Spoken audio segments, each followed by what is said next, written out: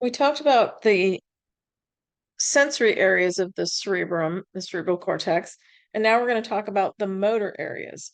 So, just like the sensory areas, there are primary and secondary motor areas, and we'll talk about their function and then dysfunction when you have disorders, and we will talk about a couple of other disorders of the cerebral cortex. So, the primary motor cortex is the source of most of the neurons in the corticospinal tract. So remember when we talked about the upper motor neurons, we said the somas of the upper motor neurons live in the anterior frontal lobe, which is where the primary motor cortex is. And so those are where the somas of the neurons are, and then they travel down the corticospinal tract to go do their selective motor control. So each side of the primary motor cortex, left and right, controls the contralateral voluntary movements, particularly fine movements of the hand and face. So there's a huge proportion of the primary motor cortex devoted to neurons that control the hands and face because they're super important for survival, right? We got to be able to pick stuff up. We have to be able to eat. We have to be able to express things to talk to the other humans, and survival, good old survival. So the body and the trunk and the proximal limbs where our gross motor activity is has less proportion devoted to it, and this is the same in the primary sensory cortex. So we looked at that little picture that was the sensory homunculus. It's analogous in the motor system. So a lot more of the primary motor cortex is devoted to fine tuning movements of the hand and face. So the primary motor cortex is just anterior to the central sulcus in the brain, and the primary sensory cortex is just posterior. So they're neighbors. It kind of makes sense, really. When you think of it, it makes sense. So because the function of the primary motor cortex is motor control, voluntary motor control, the lesions of the primary motor cortex cause paresis and loss of selective motor control. And in terms of the muscles of speech, it causes spastic dysarthria. And we'll talk about the different types of dysarthria. So spastic dysarthria is where you have hypertonicity of the muscles, and flaccid dysarthria, you have hypotonicity of the muscles. So we'll talk about it more a little bit later. The premotor area is right in front of the primary motor cortex, strangely enough. That's how they named it. It's like the secondary sensory cortices. These are the premotor area, and supplementary motor area are secondary motor cortices. So the premotor area controls trunk and girdle muscles, postural girdle muscles, and controls anticipatory postural adjustments. So if you see somebody throwing a ball at you, you're going to make that adjustment so you can be stable when you catch it. So the premotor area is responsible for that. The supplementary motor area is responsible for initiation of movement, orientation planning, bimanual and sequential movements. So anytime we do a motor task, like getting dressed in the morning, that's a motor task, we have to do the right sequence of movements.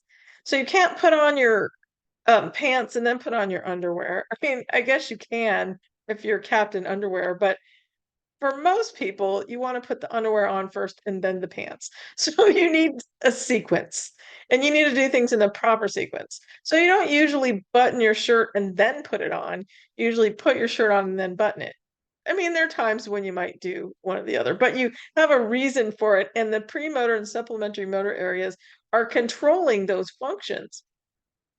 So when you have a lesion in the premotor or the supplementary motor area, and you can see that they're neighbors, they're right next to each other in the brain, you get what's called apraxia. So apraxia is when you cannot perform a sequenced motor task, despite the ability to do it. So it's not like you can't perform it because you don't have the motion.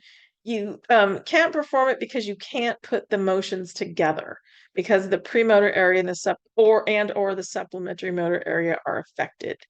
Broca's area is the motor programming area for speech, and it's usually in the left hemisphere only.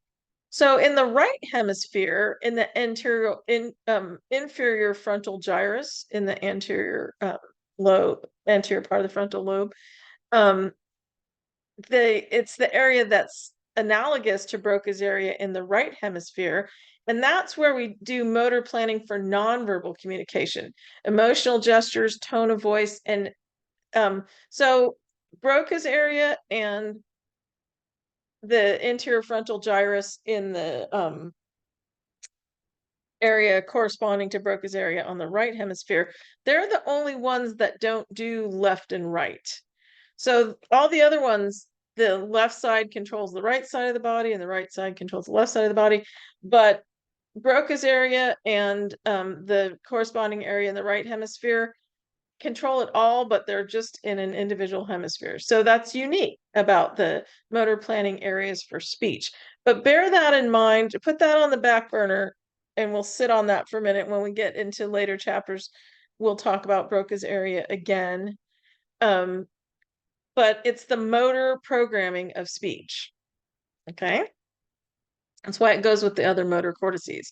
So damage to the primary motor cortex, like we said, it's characterized by contralateral paresis and loss of fractionation of movement. So if your damage is in the left side of your primary motor cortex, you're going to have paresis and loss of fractionation on the right. Okay. Dysarthria is a speech disorder that results either from spasticity or paresis of muscles. So the spasticity, that's our hypertonic speech muscles. That gives us spastic dysarthria, which produces harsh, awkward speech because the muscles are too toned, if you want to think of it that way. Too much tone in the muscles. The paresis of muscles, so we don't have enough tone, that causes flaccid dysarthria, which is breathy, soft, imprecise speech. So we don't have enough tone in the muscles. It's hypotonia of the speech muscles. And we'll talk about more speech disorders coming up in the next chapter. So we talked about supplementary motor area, premotor area, and Broca's area. So the supplementary motor area is important for that initiation of movement, orientation of the eyes and head. So obviously it's communicating with the vestibular ocular reflex, and planning bimanual and sequential movements. And whenever it says bimanual movements in the book, of course, I think about knitting because that's just who I am. And sequential movements. So you understand the idea of sequential movements. And a lot of times we will note when in the medical record, when we're working with someone who has had a stroke or some kind of damage to the supplementary motor area, that they have difficulty with sequential movements, or they can only do one step at a time. They need cueing for sequential steps. And usually we refer to that as poor motor planning. So you need that motor planning in order to perform those sequential movements. The premotor area, it's the anticipatory control of trunk and girdle muscles, and it exerts its control via the medial motor tract neurons. Remember, those guys are mostly posture and trunk. And then Broca's area is the motor speech planning area. So the movements of your mouth during speech. But interestingly enough, it's not just the motor part, it's the grammatical aspects of language. So I saw a really interesting, this is just sort of an aside, but me, I'm always on with the asides. I saw an interesting thing about in English, and this is true in other languages, but in English, there's a specific order for adjectives that make language sound correct to a native English speaker. And so we put them in a particular order. Well, that particular order is stored in Broca's area. So that's where we know when words are out of order or not out of order, or the grammatical aspects of language. So I just think that's fascinating. So that develops when we're babies and we're learning how to talk. So next time you're around a baby, appreciate what's going on in their little brain. Lots and lots of stuff. So premotor cortex lesions impair the speed and automaticity of reaching and grasping. So I'm going to reach out and grab my coffee cup. Whoops, no coffee. Okay, I'm going to reach out and grab my water glass. And so I can just quickly reach over and grab it without even thinking about it. And also, it impairs sequential movements and gait and posture. So the sequential movements, the impairment is called apraxia. I know when I was studying for the board exam, way back when, I looked up apraxia a million times. I still did not understand what it meant. Um, Once you've worked with a few people with apraxia, it makes all sorts of sense. But we'll keep talking about it. We'll keep talking about it till it makes sense. So apraxia is basically motor agnosia. So you still have the skills and the physical function to do the movement, but the knowledge of how to do the movement is lost. And it's a skilled movement. So like brushing your teeth, um, any kind of cooking a meal, any multi-step movement. So you lose that with apraxia. So even though you have the physical ability to do it, you lose the knowledge of how to actually perform it. Interesting, right? It's hard to picture. It's really hard to picture. But as soon as you work with a few people with apraxia, you're like, okay, I'm all over that. I know what that is. So motor perseveration is the uncontrollable repetition of movement. So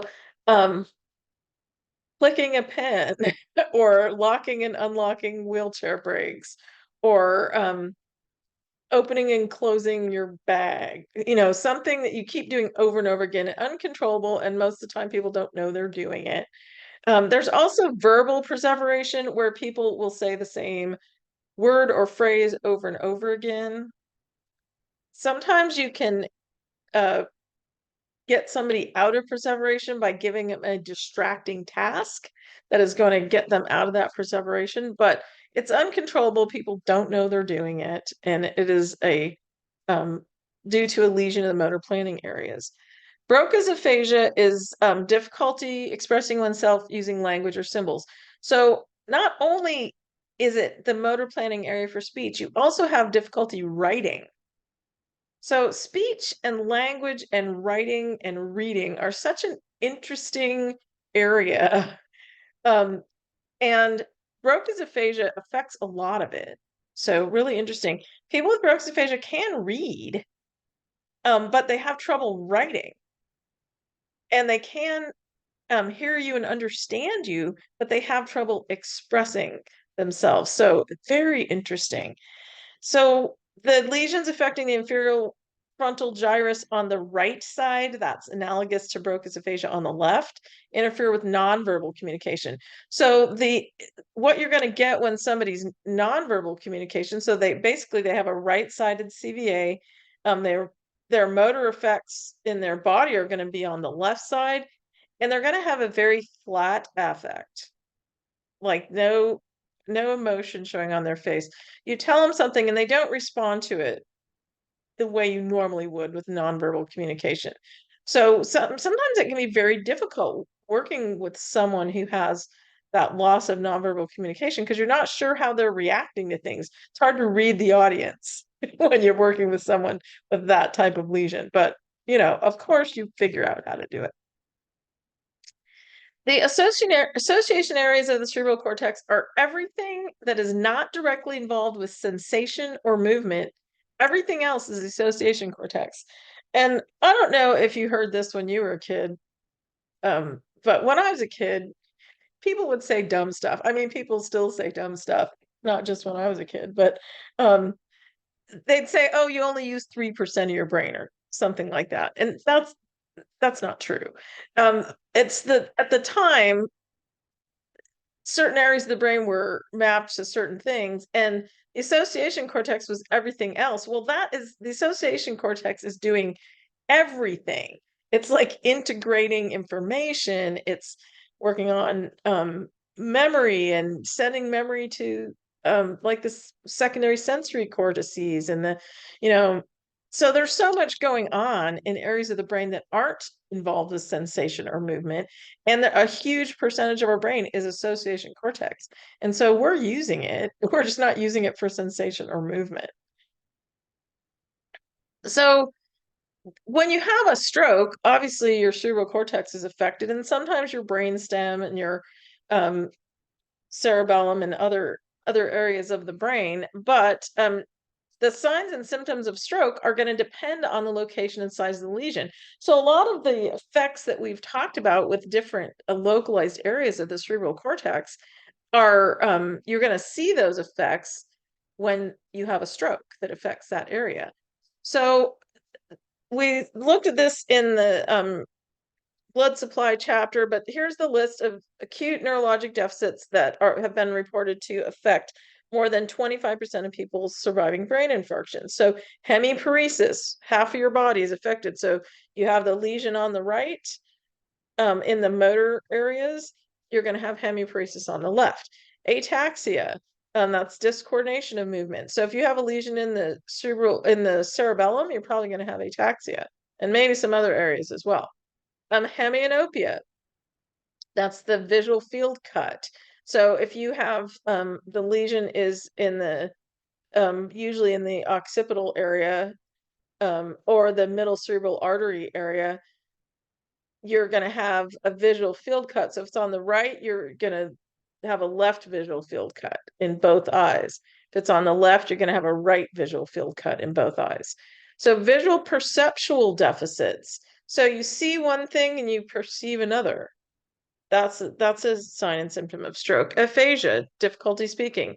Dysarthria, difficulty with the muscles of speech.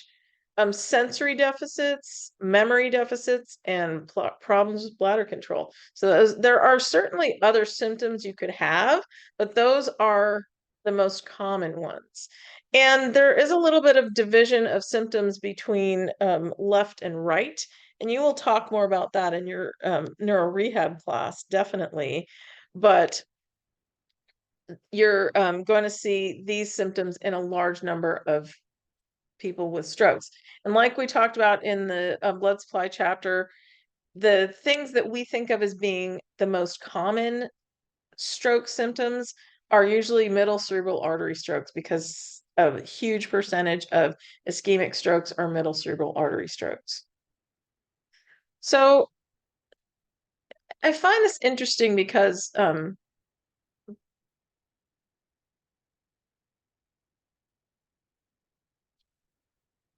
okay, I just messed up my screen share, but so with recovery from stroke, there's all sorts of there are different theories about what you're supposed to do for rehab. There are lots of different approaches to stroke rehabilitation.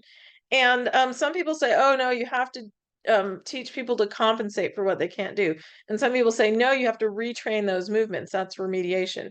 And some people say, no, you have to keep motor control going on. And a lot of things work to improve things. The current research indicates intensive task-specific therapy produces significantly better motor function compared with a remediation approach. So you're not compensating, you're not doing remediation, you're actually trying to improve specific tasks. So in the research that's quoted in the text, people on average of 3 to 4 months post-stroke significantly improved on several standardized measures after a task-specific program combined with patient self-identification of their own problems. And the control group, this was a randomized control trial, control group received a conventional remediation approach.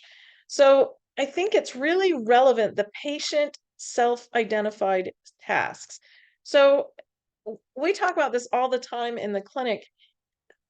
Patient is going to be more motivated to do a task that they selected, do something that's important to them. So one patient that I've worked with after a stroke was actually very, very impaired after a stroke. And he had a really good recovery because, for one thing, he was highly motivated. We focused on a task specific program. He identified once he got a little bit more mobile and he was in his home, he identified what he wanted to improve on and he worked on it. And we worked on it in the clinic. We simulated the things he wanted to improve on. And he made an amazing recovery. I mean, a lot of times people after a stroke, they'll say, well, I want to get back to exactly where I was before the stroke. And that's never going to happen. You have to find a new normal that works for you. But the people who are really focused on task specific improvement do really well. And just yesterday, I was in the clinic on a day that I'm not usually there or haven't been there this year. And so I saw some patients that I haven't seen in a while. And I was blown away by the improvement that a lot of them have made. And the people that make those big improvements are people who are motivated. They have specific things that they want to improve on, and they work on it. They work hard on it. And that task specific approach, for one thing, it's really motivating for the patient, but you're also retraining those specific tasks that the patient wants to get better at. And if something is salient and important to a patient, they are going to be more motivated to work on it. And that's not just with strokes, that's with everything. So make sure that you're working towards your patient's goals and not just your goals. Really super important.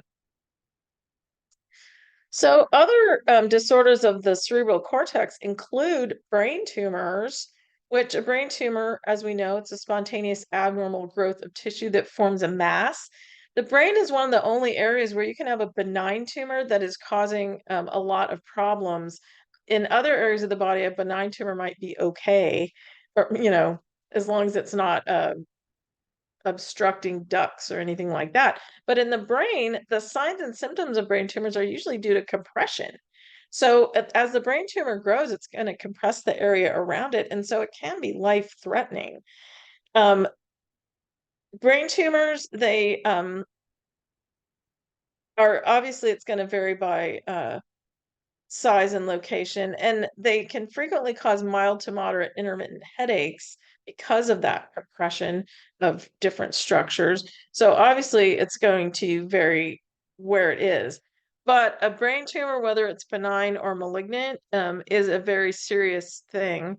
And malignant brain tumors tend to spread through the cerebrospinal fluid, so then they go to other important structures. And that's not good. And benign tumors compress the area around it, so they can cause a lot of problems as well. Epilepsy is basically an electrical disorder of the cerebral cortex, which, that's kind of interesting, right? We know our neurons function by sending electrical signals to communicate with each other. So epilepsy is characterized by sudden attacks of excessive cortical neuronal discharge, which interferes with brain function. Pretty interesting, right? So sometimes there is involuntary movement, sometimes there's not, different types of seizures.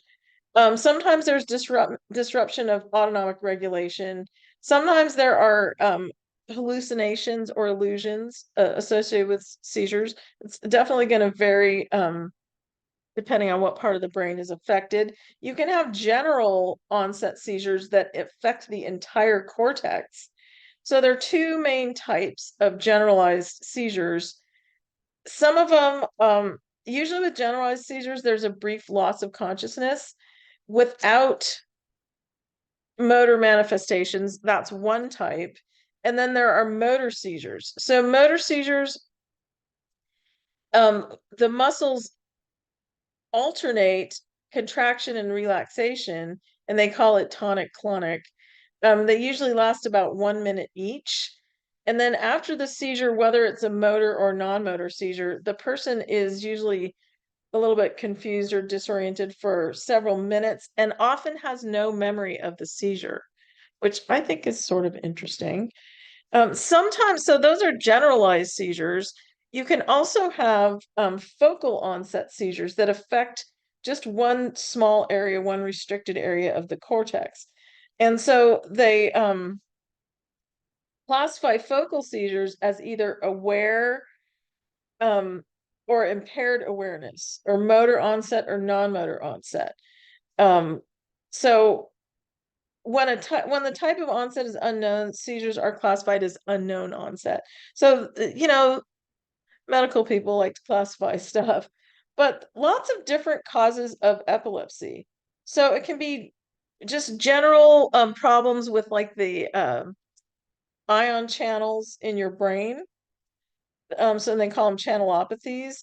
It could be brain changes secondary to a tumor, infection, stroke, traumatic brain injury, neurodegenerative disease, or febrile seizures, where you have a fever causes seizures. So the prevalence of epilepsy, the current numbers, and this is a few years ago when I read the prevalence, it was a little bit lower, but the prevalence of epilepsy is 49 per 100,000 people. So there's a really interesting table in the book that talks about when seizures are medical emergencies. So they're not always. So it's only a medical emergency if it's someone who hasn't been identified as having epilepsy or another seizure disorder. People that have epilepsy usually know what they're supposed to do with their seizure disorder. They're they have medication or they have a protocol that they follow. If someone has a seizure, if they're diabetic or injured or pregnant, that's considered a medical emergency. If a seizure lasts longer than 5 minutes or a second seizure begins after the first, that's considered a medical emergency. If they don't return to consciousness, or if the person has a seizure when they're in the water, like in the pool, that's a medical emergency. So, kind of interesting. The treatments include drug therapy. That's a pretty common treatment for epilepsy. Brain surgery to remove neurons most prone to excessive discharge, or to interrupt connections between neurons, like the colostomy does that. Behavioral adjustments, which it can include things like um, sleep hygiene, regularizing your sleep pattern, and stress coping strategies that can help reduce the overall occurrence of seizures, and vagus nerve stimulation. So with vagus nerve stimulation, they basically it's like a pacemaker for the vagus nerve that delivers electrical pulses. So vagus nerve stimulation affects the area of the brain that's important in arousal, attention, and stress response. So when they when those areas are activated, um it facilitates the cortical networks and how they're organized. So pretty interesting. We obviously don't treat people directly for epilepsy in physical therapy, but you can have someone in the clinic who has a seizure, while they're in therapy for whatever reason. So it's good to know. And I have had people who had aware focal motor seizures in the clinic. And it was interesting because one person like was aware the whole time, but knew it was going on, and said like, "Oh, grab my phone and call this number," like called her family member to come in. So it was pretty interesting. That's the first time I've ever seen that. Um, but obviously you should know what to do when someone is having a seizure in the clinic. And most of the time we're aware of it. Like actually having a seizure is probably a good reason to terminate exercise at that point. Maybe let's cut this session a little bit short. And if they have any of those special situations that make it a medical emergency, well, then you want to call 911. So Interesting. Even though we don't treat it directly in physical therapy, it doesn't mean you're not going to encounter it in the field.